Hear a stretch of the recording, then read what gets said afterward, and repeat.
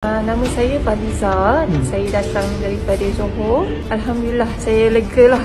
Tak ada tertanya-tanya dan risau selepas membuat pemeriksaan. Jadi rasa lega dan rasa happy lah. Alhamdulillah, syukur sangat. Saya rasa daripada Teluk Intan, Perak. Sebelum ni saya tak boleh bangun. Jantung bengkak, jantung tak boleh berfungsi. Dia hanya 20%. Saya rasa macam tak ada harapan hidup. Alhamdulillah, nampak saya rasa macam kurang sikit tekanan kat fikiran ni lah, sebab selalu rasa macam kita terfikir-fikir apa masalah sebab tak pernah rasa macam ni kan.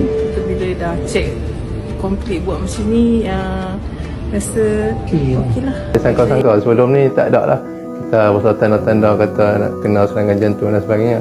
Cuma adalah kita rasa badan sebab masa kita angin pergi klinik, ada pergi ubat angin lah. Tapi dapat maklumat daripada doktor, itu punca-punca data dia rasa serangan jantung lah.